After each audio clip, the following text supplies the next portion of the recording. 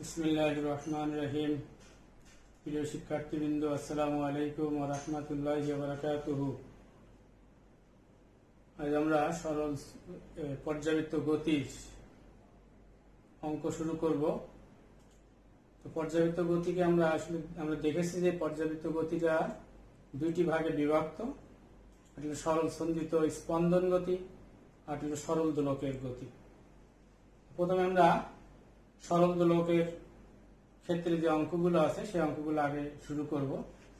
সরল দোলকের ক্ষেত্রে আমরা যে সূত্রগুলো পেয়েছি, গত ক্লাসে বলেছিলাম যে সরল দোলক ব্যবহার করে আমরা জি এর মান নির্ণয় করতে পারি, সরল দোলক ব্যবহার করে আমরা পাহাড়ের উচ্চতা নির্ণয় করতে পারি, আবার সরল দোলক ব্যবহার করে আমরা সময় নির্ণয় করতে পারি। সময় নির্ণয় করা হয় যে যন্ত্র দিয়ে, তার নাম হলো দোলক ঘড়ি। দোলক ঘড়ির সাহায্যে সময় নির্ণয় গত ক্লাস আলোচনা করেছি। কিভাবে নির্ণয় করতে হয় আমরা জানি যে একদিন সমান সমান ৮৬,৪০০ সেকেন্ড। এখন সরল দোলক যে কোনো এক প্রান্ত থেকে যাত্রা শুরু করে যদি অপর প্রান্তে যায়, এখান থেকে যাত্রা শুরু করে সে এখানে আসলো, তার সময় লাগবে ১ সেকেন্ড এবং সে একটা টিক শব্দ করবে। তাহলে একদিন যদি ৮৬,৪০০ সেকেন্ড হয় একদিনে, তাহলে একটা দোলক ঘড়ি একদিনে ৮৬,৪০০টা টিক দিবে একদিনের ভিতরে। বিভিন্ন কারণে তাপমাত্রা, বিশেষ করে তাপমাত্রার বৃদ্ধি বা হ্রাসের কারণে এই দোলক ঘড়ি কখনো দ্রুত চলে, কখনো আস্তে চলে। কখন হয়, যদি আমাদের এটার তাপমাত্রা বেড়ে যায় তাহলে দৈর্ঘ্যটা বেড়ে যায়। আবার তাপমাত্রা কমে গেলে এই দোলক ঘড়ির যে দোলক পিণ্ডের দৈর্ঘ্যটা কমে যায়। আর দৈর্ঘ্যের সাথে দোলনকালের সম্পর্ক আছে। দোলনকাল টি ইজ প্রপোর্শনাল টু √L। দৈর্ঘ্য বাড়লে দোলনকাল বেড়ে যাবে, আর দোলনকাল বাড়া মানে সে আস্তে আস্তে চলবে। আর দৈর্ঘ্য কমে গেলে দোলনকাল কমে যাবে, আর দোলনকাল কমে যাওয়া মানে সে খুব দ্রুত চলবে। এখন যদি প্রথমে এরকম হয়, সে ধীরে যদি চলে,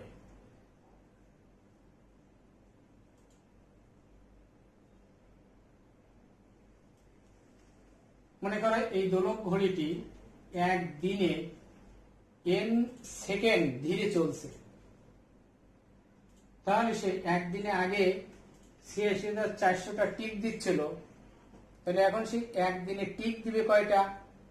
৮৬,৪০০ থেকে ওই যে এনটা টিক মানে n সেকেন্ড সে ধীরে চলেছে, তাহলে এতটা কম টিক দিবে সে। তো আমরা ধরি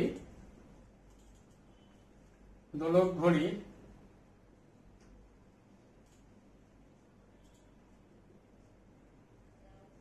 দিনে, আমরা আসি এখন দোলক ঘড়িটা ধীরে চলে তাহলে কেমন হবে। আমরা মনে করলাম, ধরি দোলক ঘড়ি দিনে n সেকেন্ড ধীরে চলে, অর্থাৎ একদিনে সে ৮৬,৪০০টা অর্ধ দোলন দিত একদিনে, বা এতটা টিক দিত। যেহেতু সে n সেকেন্ড ধীরে চলেছে, মনে করি n এর মান ৫ সেকেন্ড, তাহলে ৮৬,৪০০ - ৫ এতটি টিক দিবে বা এতটি অর্ধ দোলন দিবে ওই ৮৬,৪০০ সেকেন্ডে। মানে যত সেকেন্ড ধীরে চলবে ততটা অর্ধ দোলন কম দিবে সে। কতটুকু সময়ের মধ্যে? ওই ৮৬,৪০০ সেকেন্ড সময়ের মধ্যে। তাহলে আমরা লিখলাম যে দোলক ঘড়ি n সেকেন্ড ধীরে চলে, অর্থাৎ ৮৬,৪০০ - n এতটি অর্ধ দোলন দেয়, অথবা এরকম লিখতে পারো এতটি টিক দেয় ওই ৮৬,৪০০ সেকেন্ডে। এখন সে ধীরে না চলে দ্রুত চলে, তাহলে আমাদের মনে করো দিনে n সেকেন্ড দ্রুত চলে, তাহলে ওই সিআই মানে এন এর মান মনে করো 100 সেকেন্ড, তাহলে সে একদিনে ৮৬,৪০০টা অর্ধ দোলন না দিয়ে তার থেকে আরো ১০০টি অর্ধ দোলন বেশি দিবে, অর্থাৎ ৮৬,৫০০টি অর্ধ দোলন দিবে ওই ৮৬,৪০০ সেকেন্ডে। তাহলে আমরা সেই কত সেকেন্ড এখানে জানা নেই, কত সেকেন্ড ধীরে চলে বা কত সেকেন্ড সে দ্রুত চলে এটা জানা নেই, আমরা ধরে নিলাম এন সেকেন্ড সে ধীরে চলে। তাহলে আমরা বললাম যে ৮৬,৪০০ মাইনাস এন এতটি অর্ধ দোলন অথবা এতটি টিক দেয় ৮৬,৪০০ সেকেন্ডে। তাহলে আমাদের দুইটি অর্ধ দোলন দিলে তো একটা দোলন কাল হবে, আমরা বের করতে যাচ্ছি দোলন কাল।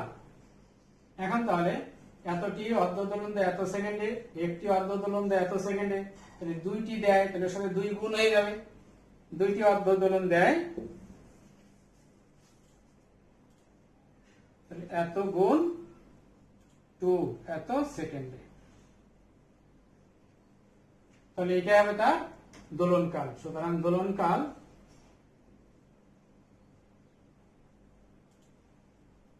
মনে করো টি প্রাইম ইকুয়াল টু এত সেকেন্ড।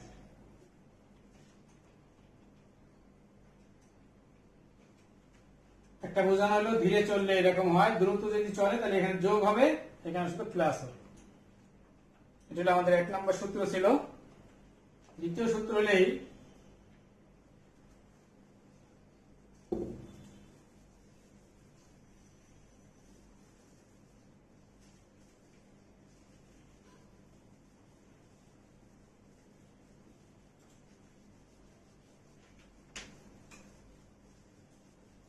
সরল দোলকের দোলনকাল পেয়েছি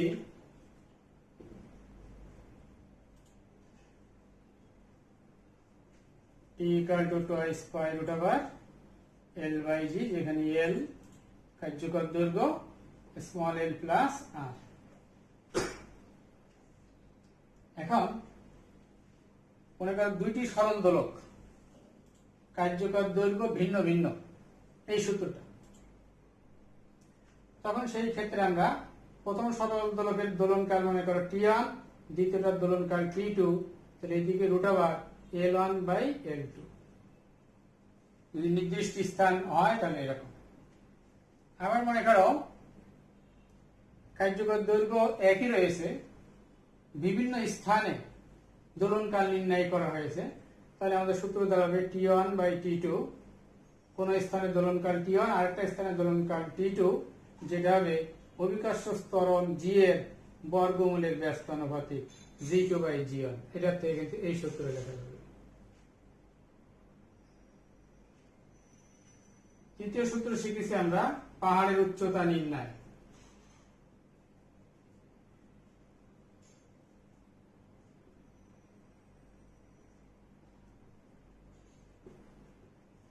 h equal to root over g divided by g1 minus 1 into r। g হলো ভূপৃষ্ঠ অভিকর্ষ ত্বরণ আর g প্রাইম দিছিলাম, g প্রাইম হলো h উচ্চতা অভিকর্ষ ত্বরণ। এটাকে আবার দোলনকালে দিয়ে লিখতে চাই, তাহলে দাঁড়াবে t বাই g এর সাথে ব্যস্ত আনুপাতিক হবে, তাহলে উপরে হবে t প্রাইম আর নিচে হবে t মাইনাস 1 ইন্টু হবে r। দোলনকালের সাহায্যে উচ্চতা নির্ণয় হবে। আমরা এই সূত্রগুলো দিয়ে আমরা আগে সরল দোলকের অঙ্কগুলো আগে দেখি। প্রথম প্রবলেম আসে, কি বলছে, একটি সেকেন্ড দোলকের দৈর্ঘ্য তাপমাত্রার পরিবর্তনের জন্য হ্রাস পেল। দৈর্ঘ্য বলতে তার কার্যকর দৈর্ঘ্য হ্রাস পেয়েছে, তাহলে টি এর মানও হ্রাস পেয়ে যাবে। ফলে দোলকটি প্রতিদিন 10 সেকেন্ড ফাস্ট যায়। পরিবর্তিত দোলনকাল কত? তার এটা হওয়ার কারণে তার দোলনকাল কত হয়েছে সেটা বের করতে হবে। সেকেন্ড দোলকের দোলনকাল কত? 2 সেকেন্ড। এখন সে 2 সেকেন্ড হবে না, সেই পরিবর্তিত দোলনকাল কত তোমাকে বের করতে হবে। আমরা জানি একদিন, এটা প্রতিদিন একদিনে যায়, তাহলে আমরা জানি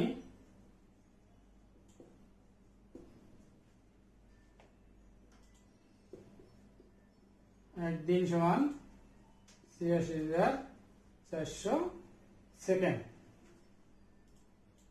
তাহলে সে এই ৮৬,৪০০ সেকেন্ডে কয়টা অর্ধ দোলন দিক, মানে একদিনে সে ৮৬,৪০০টি অর্ধ দোলন দেয়। তাহলে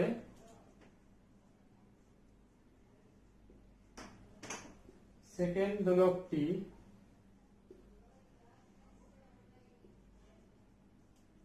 একদিনে ৮৬,৪০০টি অর্ধ দোলন দেয়।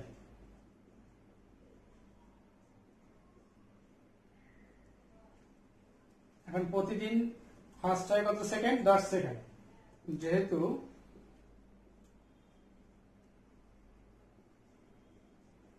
প্রতিদিন 10 সেকেন্ড ফার্স্ট যায়,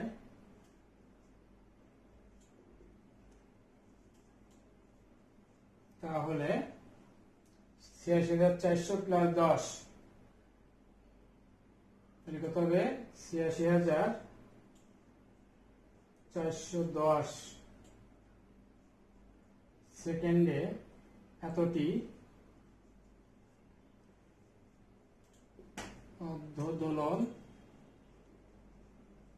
দেয় ৮৬,৪০০ সেকেন্ড। 10 সেকেন্ডের সাথে যোগ করা হয়েছে, এতটি অর্ধ দোলন দেয় এত সেকেন্ডে, তাহলে একটি অর্ধ দোলন দেয় ভাগ হবে ৮৬,৪০০ ডিভাইডেড বাই ৮৬,৪১০ এত সেকেন্ডে।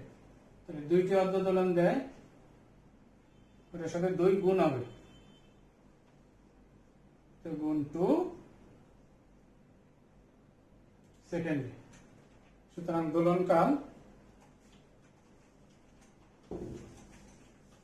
এখানে ক্যালকুলেশন করে যা আসে, সুতরাং দোলনকাল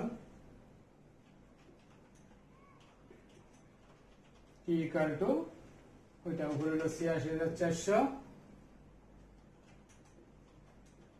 গুণ 2 ডিভাইডেড বাই ৮৬,৪১০ সেকেন্ড। এটা এখন ক্যালকুলেশন করে যা আসে, ক্যালকুলেশন করলে আসবে 1.99 সেকেন্ড। 99 সেকেন্ড। এখন আসি আমরা প্রবলেম 2। কি বলছে? 40 সেন্টিমিটার দীর্ঘ একটি সরল দোলক। আমরা যে সরল দোলক ব্যবহার করেছি তার কার্যকর দৈর্ঘ্য হলো 40 সেন্টিমিটার। সে 1 মিনিটে 40 বার দোল দেয়। তাহলে এখানে তার দোলন কাল বের করা যাবে। একটা দোল দিতে যত সময় সেটা তার দোলন কাল। 40টা দোল দিতে লাগছে 1 মিনিট সময়, অর্থাৎ 60 সেকেন্ড। তাহলে একটা দিতে লাগছে 60 ডিভাইডেড বাই 40, এটাও তার দোলন কাল। এবার প্রথম ক্ষেত্রে হইলে এটা। দ্বিতীয় ক্ষেত্রে হচ্ছে যদি এর দৈর্ঘ্য 100 সেন্টিমিটার করা হয়, অর্থাৎ আগে কার্যকর দৈর্ঘ্য ছিল 40, এটাকে কার্যকর দৈর্ঘ্য বাড়িয়ে এখন কত করা হচ্ছে? 100 সেন্টিমিটার। তবে আগে যেমন 40 বার দোল দিচ্ছে হলো 1 মিনিটে, এখন 60 বার দোল দিতে তার কত সময় লাগবে সেটা বের করতে হবে, সময়টা বের করতে বলেছে। তাহলে আমাদের প্রথম ক্ষেত্রে লিখতে পারি কার্যকর দৈর্ঘ্য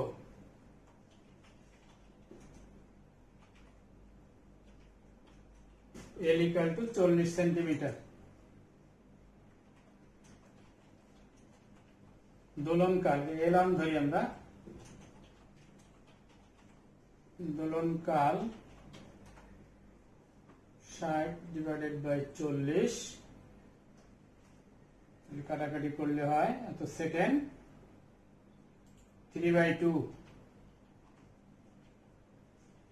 সেকেন্ড। দ্বিতীয় ক্ষেত্রে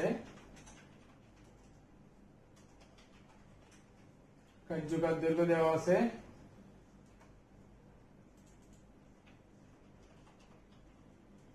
L2 মান দেওয়া আছে কত 100 সেন্টিমিটার।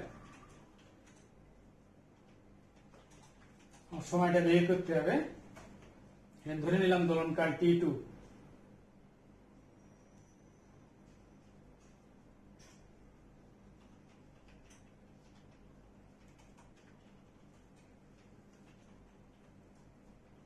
আর যতটুকু সময় লাগবে এই T2 দোলনকালের জন্য প্রয়োজনীয় সময় মনে করো T সেকেন্ড, সেটা আমরা পরে লিখলে হয়। এবারে আসি আমরা জানি T equal to twice pi root over L by G। এটা কিন্তু নির্দিষ্ট স্থানে হয়েছে, তাহলে G ধ্রুবক, তাহলে T2 বের করবো, তাহলে T2 divided by T1 root over L2 by L1, और T2 equal to T1 টা যদি গুণ হবে T1 এর মান কত 3/2 root over L2 হলো কত 100 আর L1 হলো কত 40। তাহলে এখন এখানে কাটাকাটি করলে 5/2। তাহলে যখন কার্যকর দৈর্ঘ্য 100 সেন্টিমিটার করা হবে তখন তার দোলনকাল হবে 2.37 সেকেন্ড। তার মানে একটা দোল দিতে এত সেকেন্ড লাগে। তাহলে কয়টা দোল দিবে? 60টি দোল। তাহলে 60 দিয়ে গুণ করে দাও। সুতরাং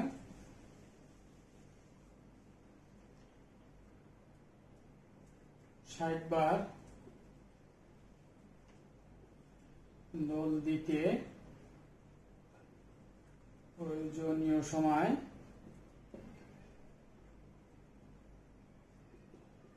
স্মল t equal to 60 গুণ 2.37 সেকেন্ড। গুণফল যা আসে এটাই তোমার উত্তর হবে। কি বলছে, একটি সরল দোলকের দোলনকাল 50% বাড়াতে এর কার্যকর দৈর্ঘ্য কত পরিবর্তন করতে হবে। কারণ এখানে নির্দিষ্ট স্থানে রেখে এই কাজটি করেছে, জি কনস্ট্যান্ট এখানে। তাহলে প্রথম ক্ষেত্রে তার দোলনকাল দেওয়া আছে 50%, দ্বিতীয় ক্ষেত্রে বাড়াতে হবে। তাহলে প্রথম ক্ষেত্রে দোলনকাল ধরে নাও,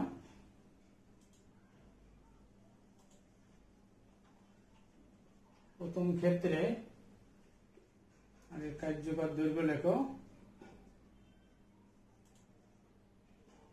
দৈর্ঘ্য সমান সমান মনে করো L1, দোলনকাল T1।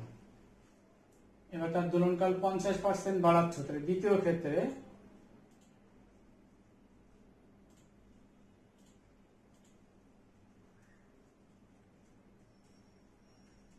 T2 equal to আগে ছিল T1 যোগ T1 এর 50%, তাহলে T50 T1 বাই 100।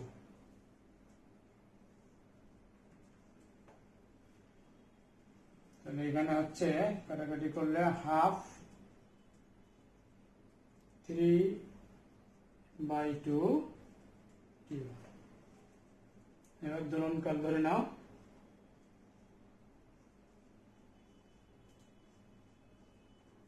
দোলনকাল লিখলাম, কার্যকর দৈর্ঘ্য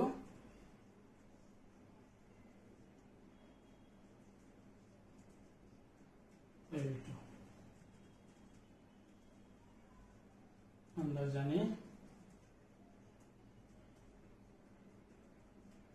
T equal to twice pi root over L by G। G ধ্রুবক হলে আমার L2 বের করতে হবে। T1 by T2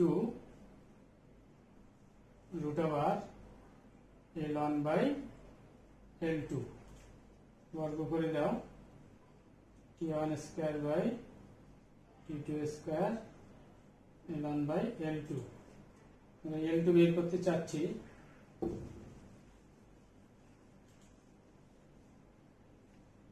L2 equal to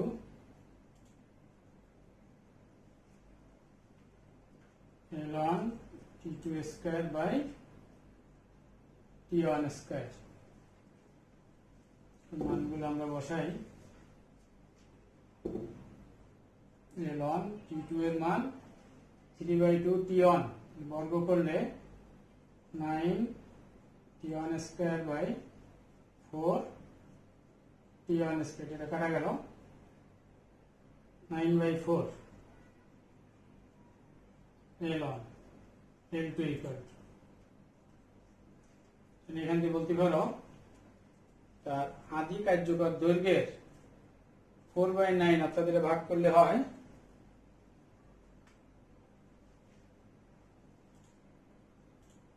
9/4 9 2.25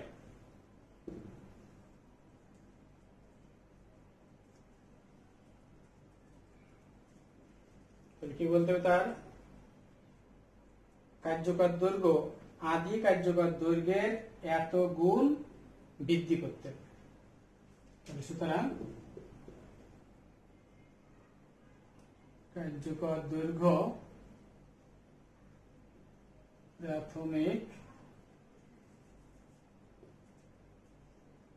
কার্যকর দৈর্ঘ্যের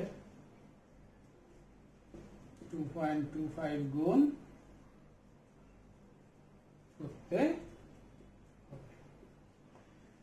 4 নাম্বার দেখো, এবার একটি সেকেন্ড দোলকের দৈর্ঘ্য 2.5 গুণ বৃদ্ধি করা হলে এর দোলনকাল কত হবে? সেকেন্ড দোলক, প্রথম ক্ষেত্রে দোলনকাল 2 সেকেন্ড।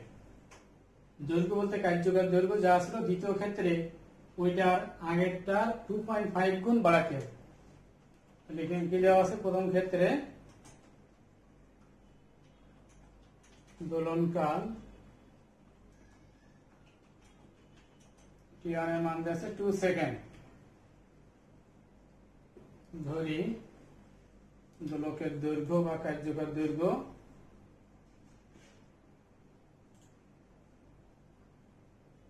L1 metre. দ্বিতীয় ক্ষেত্রে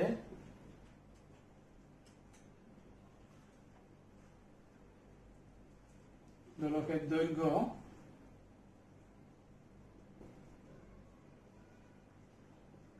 L2 হবে আদি দৈর্ঘ্যের 2.5 গুণ, এত মিটার। দোলনকাল বের করতে, দোলনকাল সমান T2।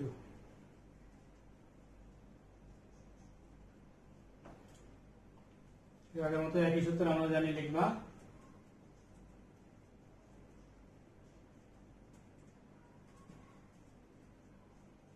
নির্দিষ্ট স্থানে এসে অর্থাৎ জি কনস্ট্যান্ট, তাহলে T2 বের করবো, T2 by T1 root over L2 by L1, T2 equal to root over L2 by L1 গুণ T1। এখন এখানে মান বসে দিলে যা হয় এত সেকেন্ড। পরবর্তী নাম্বার, সেকেন্ড দোলকের দৈর্ঘ্য নির্ণয় করো, যেখানে জি এর মান দেওয়া আছে 9.8 meter per second square. Second দোলক, তাহলে তার দোলনকাল 2 সেকেন্ড। আর অভিকর্ষ ত্বরণ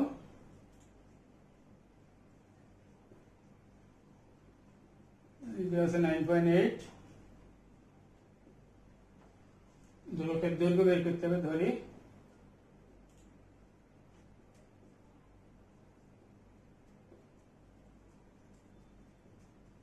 L মিটার। আমরা জানি T equal to twice 5 root over L by G, এটাকে বর্গ করে দিবা।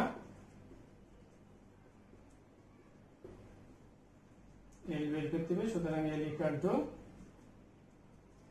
T square G divided by 4 pi square. এখানে মান বসালে যেটা আসে এত মিটার হবে তার দৈর্ঘ্য। সরল দোলক সংক্রান্ত শেষ অঙ্ক। সেকেন্ড দোলক ভূপৃষ্ঠ হতে পাহাড়ের উপর নিলে এটি দিনে 10 সেকেন্ড চলে যায়। পাহাড়টির উচ্চতা নির্ণয় করো। তাহলে ভূপৃষ্ঠে সে ছিল সেকেন্ড দোলক, তাহলে ভূপৃষ্ঠে তার দোলনকাল দেওয়া আছে। আচ্ছা, এখানে পৃথিবীর ব্যাসার্ধ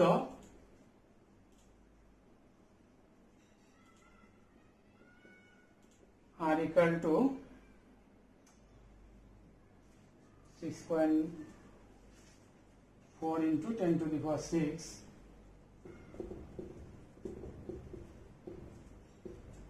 এত মিটার। তাহলে আমরা পাহাড়ের উচ্চতা নির্ণয় দোলনকাল যেহেতু ভূপৃষ্ঠে দেওয়া আছে, পাহাড়ের চূড়ায় দোলনকাল কত বের করব। সেখানে সে একদিনে 10 সেকেন্ড চলে যাচ্ছে সে। তাহলে কি দেওয়া আছে, ভূপৃষ্ঠে দোলনকাল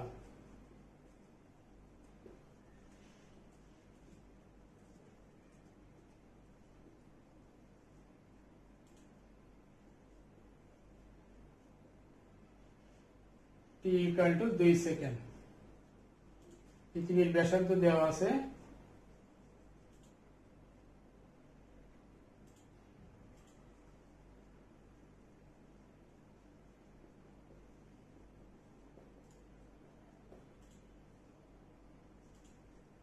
মিটার।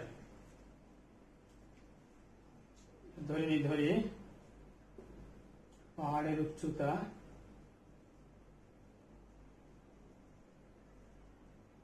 এইচ মিটার, পাহাড়ের চূড়ায় দোলনকাল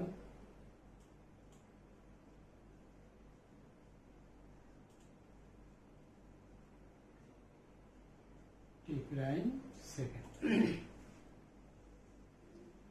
আমরা জানি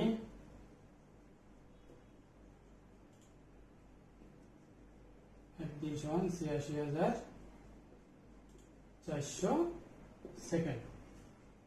যেহেতু পাহাড়ের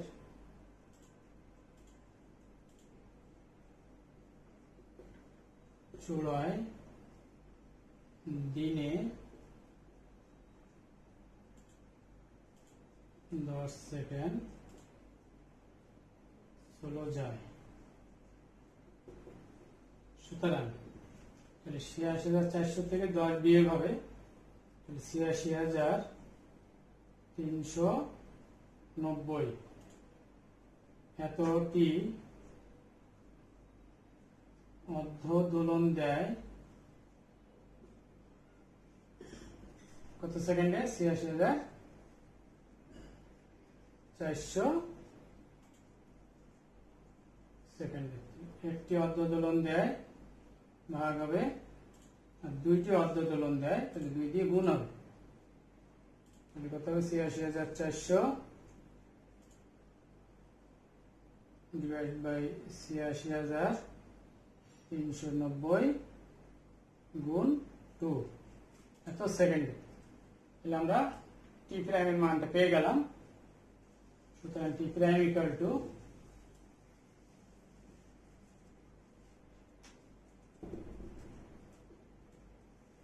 হলো ৮৬,৪০০ গুণ 2, ৮৬,৩৯০ সেকেন্ড। এটা ক্যালকুলেশন করলে যা আসে 2.000 এরকম আসবে, যা আসে লিখবে এত সেকেন্ড। এবার পাহাড়ের উচ্চতা নির্ণয় সূত্র লেখো।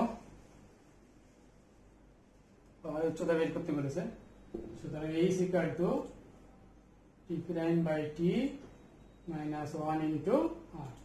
এখানে মান বসালে পাহাড়ের উচ্চতা কত হয়, এত মিটার হবে। তাহলে আজকে এই পর্যন্তই, ভালো থাকো। নেক্সট ক্লাসে আমরা পর্যায় সরলসঞ্জিত স্পন্দনের যে অঙ্কগুলো আছে অঙ্কগুলো করবো। আসসালামু আলাইকুম ওয়া রাহমাতুল্লাহি ওয়া বারাকাতুহু।